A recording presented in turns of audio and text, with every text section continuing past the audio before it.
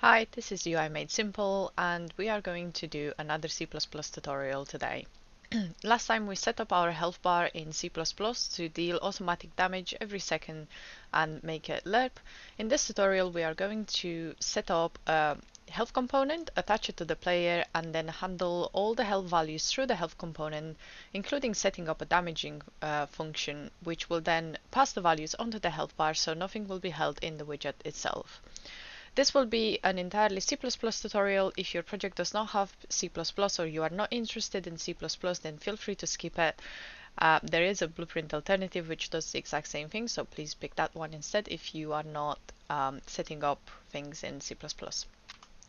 So let's get started. I've got my Rider open here, and last time we had set up a demo HUD, which was an A HUD actor and then the health bar widget itself.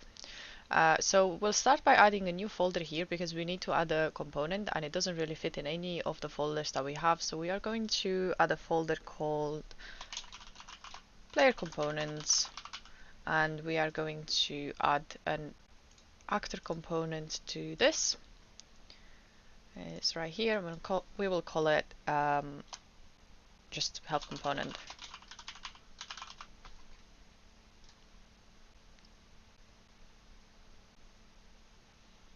Okay, it generates automatically with a bunch of stuff here, but for ease of access, I'm just going to delete everything that is already here because we don't need all this stuff. If we need it, we'll just add it back. And we'll start by adding a couple of values which we will need. Some private members with uProperty edit anywhere, so we can change them in the editor. Let's put them in a category as well, call it health. Oh, nice, it's already suggesting it. And the first one will be a float max health. Let's consider it as a max value for now, just 100. Seems like sensible value. And then we are going to have another one, another float, which is going to be our current health. Now, the reason why we need two of those values is because our health bar, if you remember, in the material we are taking the values from 0 to 1 because all material parameters are only between 0 and 1. When we are passing in the health, this will be well above 1. And if the health was 300, for example, we will need some sort of conversion rate. So what we're going to do when we set the health in the health bar, we are going to divide the current health by the max health to get the percentage of that, but we'll get into that in a minute. Now that we've got our max health and current health, let's set up a method which is going to be public, so we can call it from anywhere. This will be void damage actor. Since this is an actor component, it could be attached to other actors which are not the player, so it's best to keep things nice and abstract rather than call it damage player, because it could be on NPCs or it could be on enemies or anything else if you want. Let's pass in a float damage value here, so we can have a variable damage value. This could be const as well. And I'm just going to generate this definition into the CPP file on the left. And what we're going to do is we are going to subtract from the current health the damage. So current health will be equal to, well, minus equal to the damage. And then with the value, we want to cap it between 0 and the current value. So we make sure it never goes below 0. So current health will be equal to fmath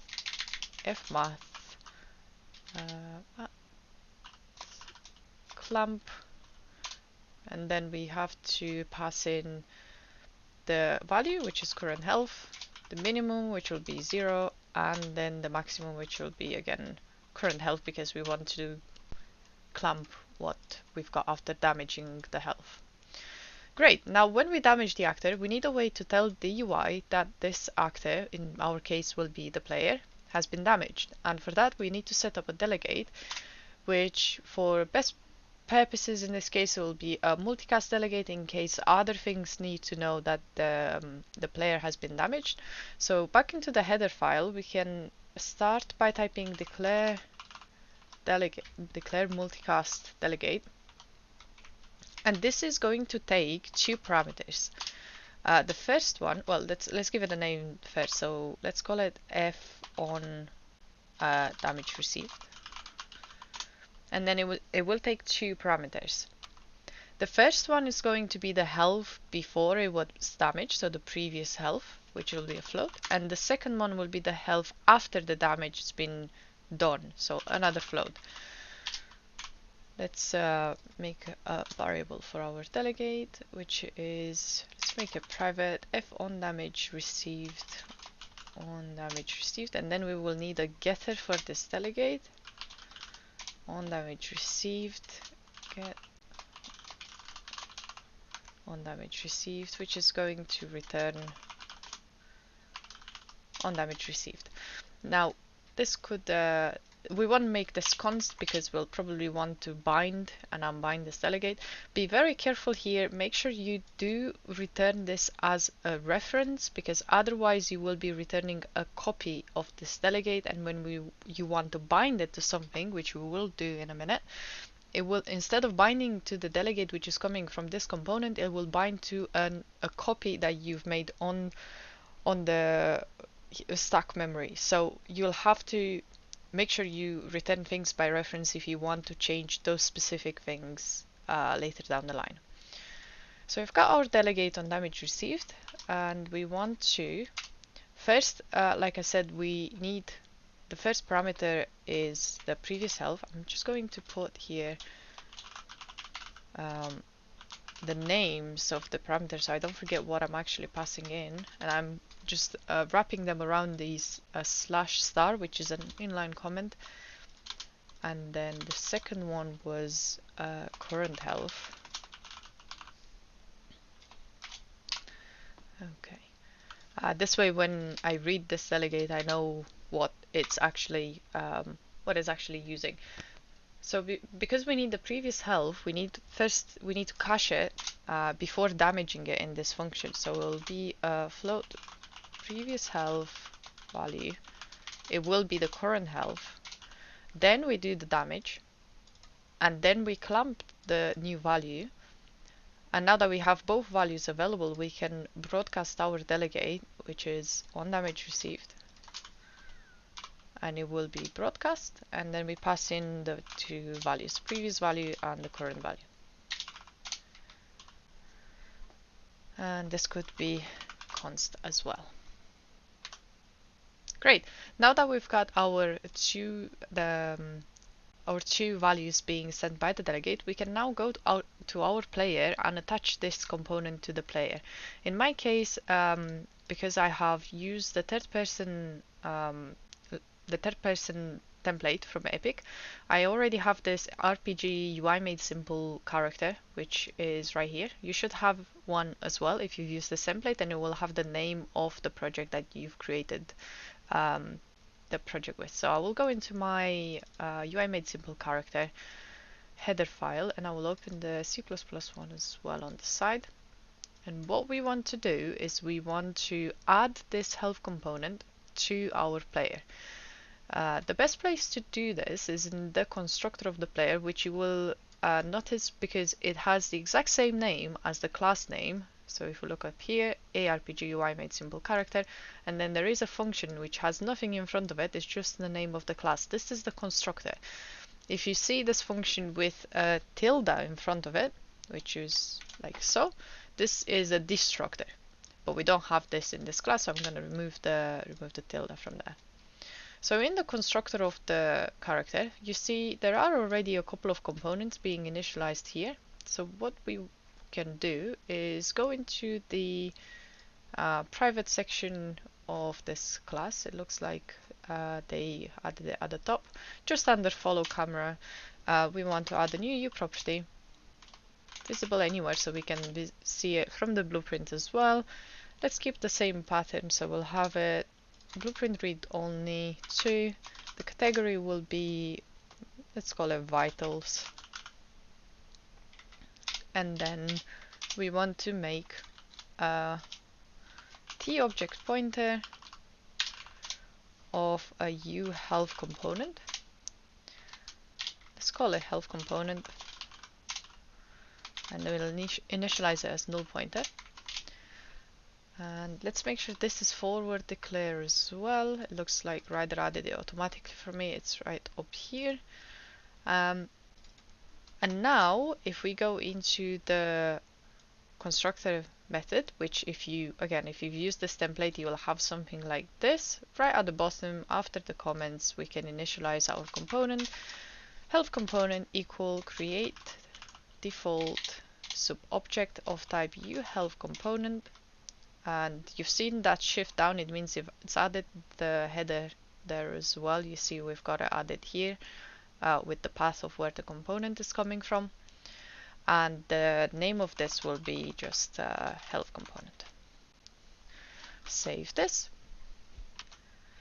Now, because I don't want to go in too much detail about inputs and sidetracking this video, I will create a blueprint callable function, and we will use a debug key for the input, similar to what we've done in the blueprint tutorial, to damage the player, so I don't sidetrack this. But if you have already some input set up or some way of damaging the player, you can call your damage method according to your project. So in the public section of my simple character, I will create a new U function, which will be blueprint callable, and it will be called void. Let's call it debug damage player. And now, oh, I don't want to inline this. I just want to create a definition. Okay, seems like it insists of inlining it, so I'll manually move it over here without the inline keyword. Okay, in this function, what we want to do is we want to grab our health component. So first we need to check if the health component exists.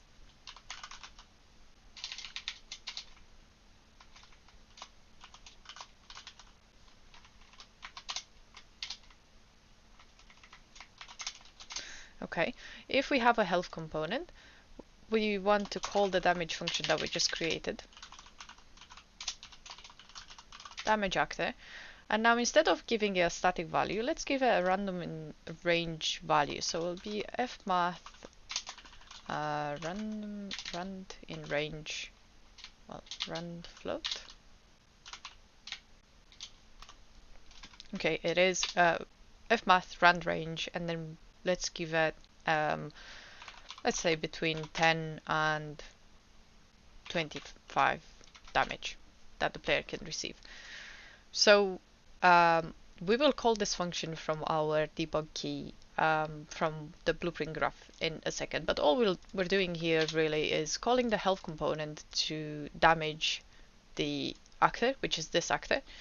And when we call this method, then our damage received with the two values will be broadcasted. So now we need to make sure that when this is broadcasted, then the widget is receiving a signal to update its data. So what we need to add to our character is a getter for our health component, so we can grab it from other places. So I'm gonna copy this health component, go into the public section again, and I will have a U health component, get health component, const, and return the health component like so. Now that we've got this accessor ready, we can go to our widget and set up the listener. So our widget was UIMS health bar. So we'll open this up and we'll open the CPP up as well. And we had a couple of things here set up for the timer and for the damage and the values, which are all local. What we're going to do is we're going to start weaving out those things because we don't need them anymore. Feel free to comment them out so you can keep it, but I will just delete them from my example project. So I will remove this repeat timer from construct because we don't need this anymore. And I will also remove the deal damage function because, well, not all of it actually. I will just remove this health minus damage part because this is now handled by the health component. Same for the clamping here. I will remove that as well. But we still, and same for the health less than 0 because we don't want to do all the timer stuff. But we still want to keep this deal damage because this will be our response to our damaging event. So instead of calling it deal damage, I'm gonna my shortcut for renaming is Control RR. Yours might be different, but to rename a function, you can right click on it, go to refactor and rename, or if you know your shortcut, you can use the shortcut. And let's rename this to, instead of deal damage, let's call it on damage receive. So we know this is a response to an event. From the header file, we have to remove a couple of things here too. We don't need this auto timer anymore. We also don't need to know about the damage value because now this is all handled by the player itself. And we'll keep the health value and the cached health value for now because we might need to have these cached, but if we don't need them in the future, we can also remove those. Okay, let's set up a listener for our delegate coming from the player, and for this I'm going to create a new function called bind player events. And also, when something goes up, it also has to come down. So we'll have a function called unbind player events too, to be safe, because when this widget destructs, it doesn't need to know about the player anymore. So now inside bind player events, I'm going to generate both. Inside bind player events, we are going to need our UI made simple characters, so we can grab it from the player controller. So let's start by grabbing the player controller. A player controller, local player, get owning player. When we put this inside an if, it will also check if it's found a local player, so if the local player exists. And now if a pawn local pawn is the local player and yes, get pawn, and these could both be const actually. And now from the pawn, our pawn is actually of a specific type. It's an RPG UI made simple character. So what we can do now is we can cast our local pawn to a RPG UI made simple character.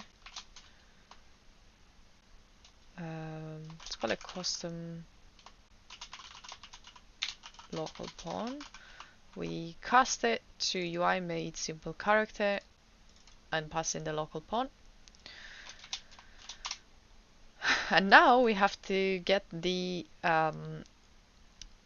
damage received delegate, but because we've already included the simple character in this class, which is a widget, I would prefer to have a getter from the player itself to get that delegate. So what I'm going to do is I'm going to go back to our player, and we already have this get health component. We're also going to have what type of delegate it was? It was on damage received. So we're going to put get on damage received event, and we see that it doesn't like the fact that it doesn't know what on damage received is, so we will probably have to include the health component in this header file, which is fine. And we can remove this from here.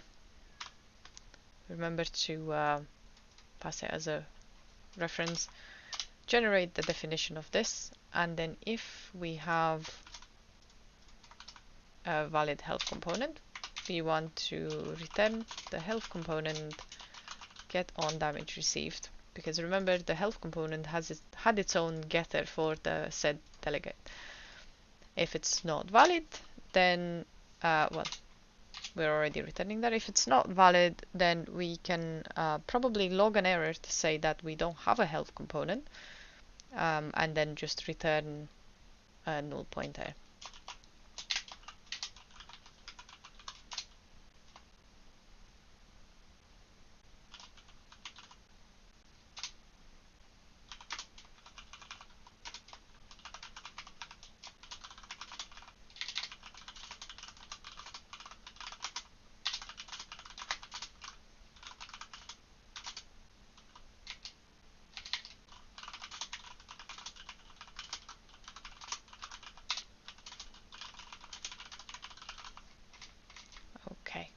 This is a pretty nice message to tell the player that we cannot find a damage received event because this player does not have a health component. So we are going to return a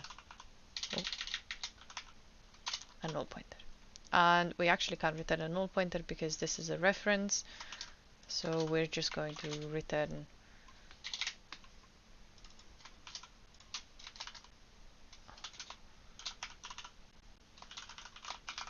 a local null delegate, which is not bound to anything.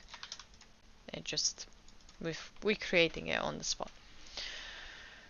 Okay, let's recap a little bit here. What we're doing is from the player character, we have a getter for our damage received event, which is coming from the health component. If the health component exists on this character, then we're returning the delegate coming from the health component. If it does not exist, then we're logging an error by passing in the type of log. In this case is just a category for the logs when they print in the console. The type of the log is an error, and then it will print with this message. And then we're returning an empty delegate which was just created, but it's not bound to anything. So this won't do anything, but it would also not crash the program. So we can go back to our UIMS health bar now, and we can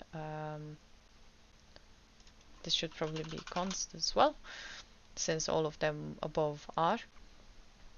We can now grab our delegate from the custom local pawn by getting the damage, what is it? Get on damage received. Ah, we've made it private, didn't we? Get on damage received event. Ah, no, we didn't make it const. So this has to be const, and when we're returning it, make sure this is also const. This is why it was not appearing for me, because everything else here it's const, const, const, but this function is not const, so we cannot call a non-const member from an object which is const. Now we see it here. So get on damage received event, and then we want to add a U object to this, which will be this class, and then we will want to bind the on damage received method that we had before. Oh, it's actually like this. So we pass in the name of the class first, colon, colon, and then the on damage received. Make sure you don't forget this and symbol in front of it. Now, why does it not like it? If you remember, our damage received event was taking in two floats, which were one for the previous health, one for the current health. But the method that we're binding to it does not take anything yet. It's just a simple method. So we can easily solve this by changing the signature of our on damage received method. Let's go to it. And it will take in a const float previous health and a const float current health. And let's copy this signature and paste it in the CPP as well. And there we have it. It is happy with it now. For the unbind player events, we want to do the exact same thing, but in reverse. So we're going to copy everything that we've done in the bind player events, getting the local player, then getting the pawn, then casting the pawn. But instead of adding a U object this, what we're going to do is we will call remove all, and then we'll just pass in this, and this function will remove all the bindings that are associated with this event on this class. So anything that is bound to on damage received in the UIMS health bar will be removed. Let's make sure these two are also called from somewhere. We currently have our construct up here, so we can bind the player events from the construct. And then we can also add the destruct event.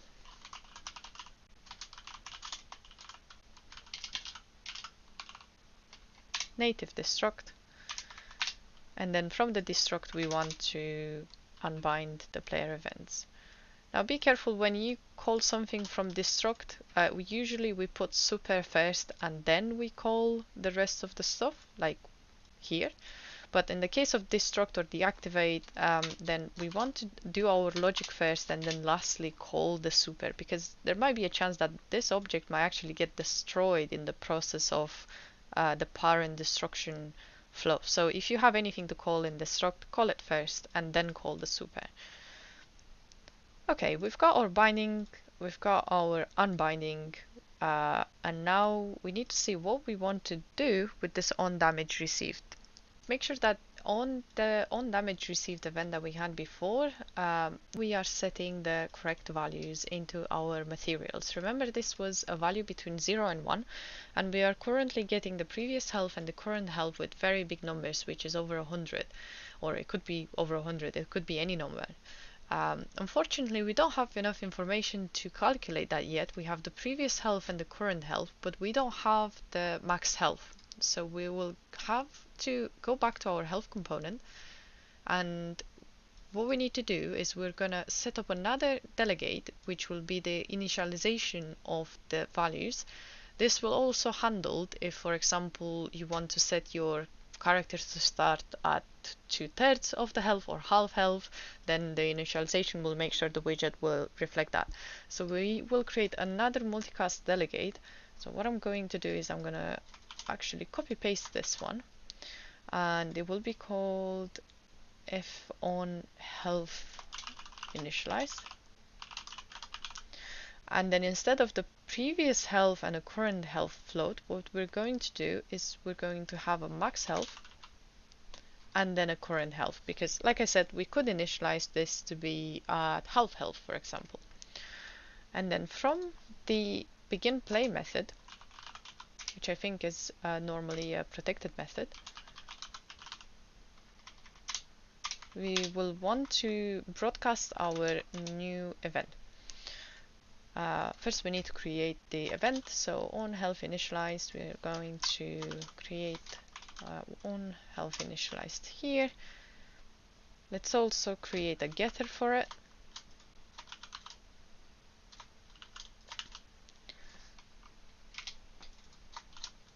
On health initialized get on health initialized, and then our return on health initialized. And then from begin play, after we start playing, we want to broadcast it on health initialized, and we actually do have these values already. We've created them earlier. It will be the max health and the current health. Right. Now let's trace back the steps to what we did with damage received as well. We can go back to the simple character pawn, and then we can have an on health initialized getter as well.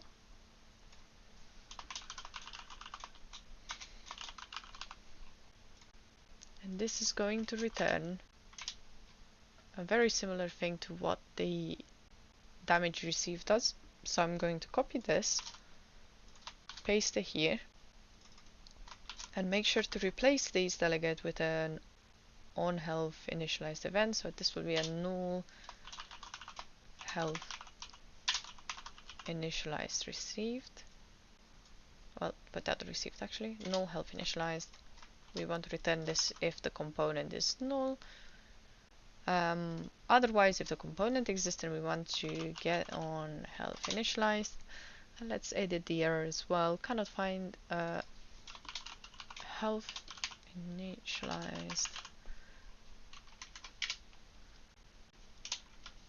event because this player does not have a health component. Great.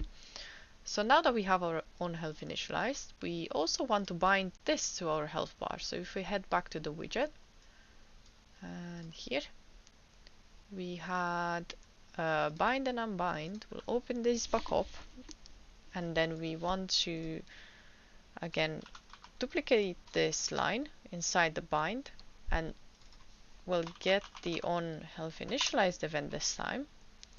We don't want to bind it to on damage received. We actually need another method for this. So because it has the exact same signature as two floats, I can once again duplicate this line and we'll call this on health initialized, and we'll have a max health this time and the current health. So we want to let's create a definition for this as well and copy it, and we'll pass it over here. And now let's remember to also unbind our event. We'll take it back to unbind player events and paste it here, and instead of add, we'll have a remove all, and we don't have to specify the method here. Okay, what are we going to do in the health initialized is caching this max health value, so we have it when we need it to process the health. So I will have a local variable for easy access called max health. Let's initialize it as 0. Well, we can't initialize it as 0 because this will actually crush, because we will divide by 0 later. So let's initialize it as 1. Let's take this into, just remember that this is going to be something that we only want to set when the health is initialized. This is why it's private and it's not a EU property, it's not an edit anywhere. We don't want to expose this value. This is only something that we want to use internally in our class, so it doesn't have to be exposed in the editor. And it will be set to be equal to the max health from here.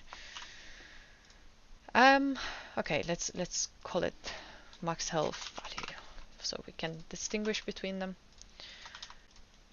And then our current health value, we already have a current health which is currently exposed. Again, we don't want to expose this or the cached health value anymore. I'm going to move them to be private.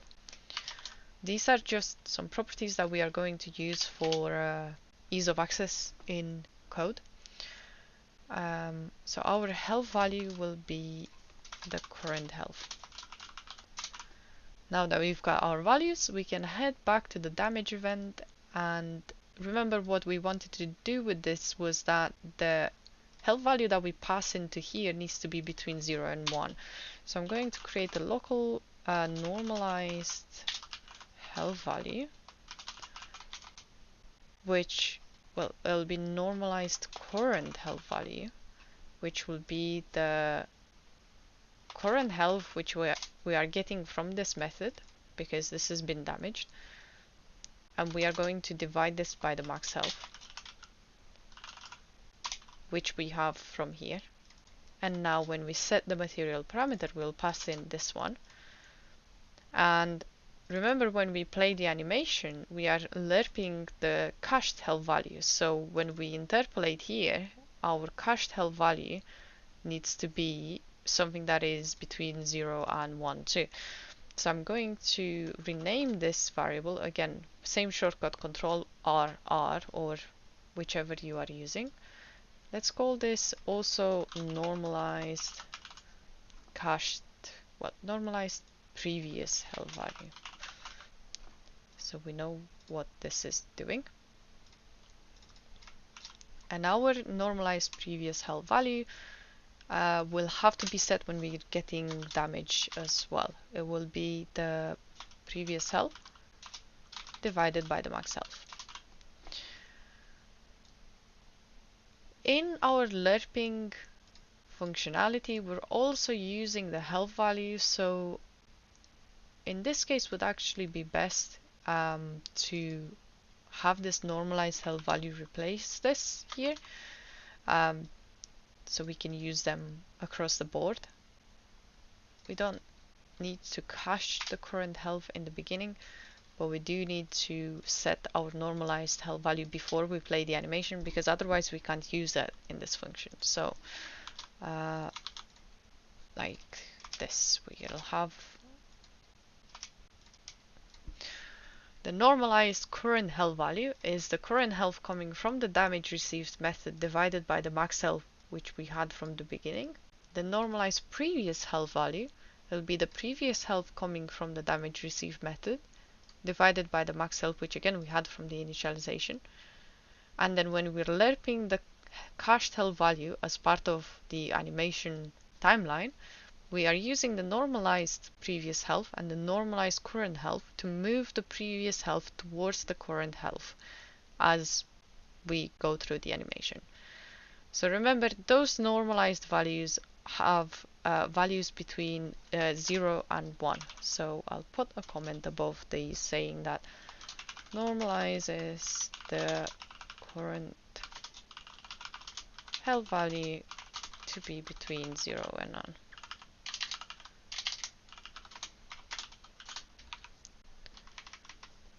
And same comment for the previous, but instead of the current health value, it'll be the previous. Okay, this might be all of it, so I'm going to save everything and use my shortcut Control Alt F11 to try and compile this. See what have we missed.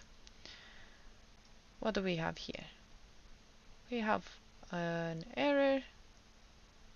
Blueprint read-only should not be on private members coming from UI made simple character. Let's have a look. What did we make private and blueprint read-only? We've missed our allow private access method specifier for our health component here. Allow private access, if you hover over it, literally says that it indicates that this member can be blueprint read-only or read-write if it's private. Because if we don't specify anything above our parameters, they will be by default private, and if they are private, they cannot be accessed in blueprints. So allow private access will basically allow us to expose it to the blueprint. Let's try again.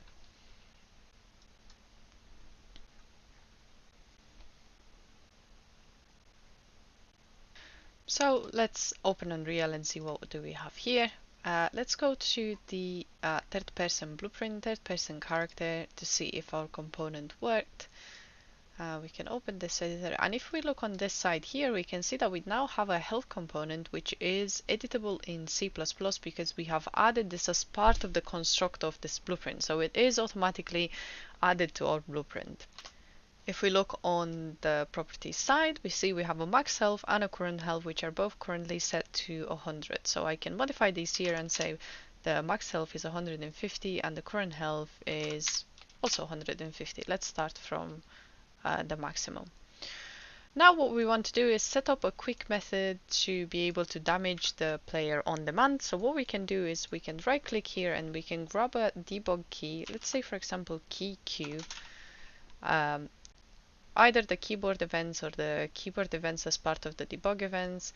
We'll drag this out, and then we created that method to debug damage the player. So we'll call this when we press Q. Debug. What is this called? We made our method blueprintable instead of blueprint callable. This has to be blueprint callable, not blueprintable here. So let's save and recompile this quickly. Okay, back to Unreal. So now if we drag out of our queue and look for debug damage player, we have our method right here. Save and compile this. So now if we go to our game and start playing, we see our health starts at full, and then if we press Q, we see we're getting variable amounts of damage and our health bar works as it was before, but now it works on demand.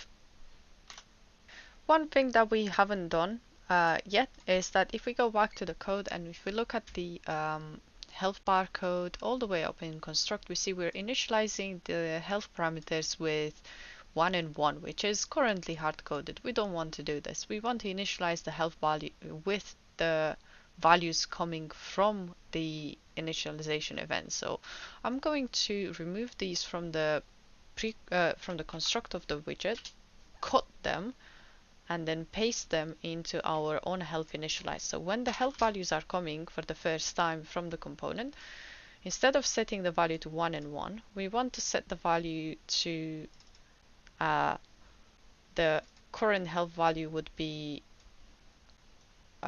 current health divided by max health.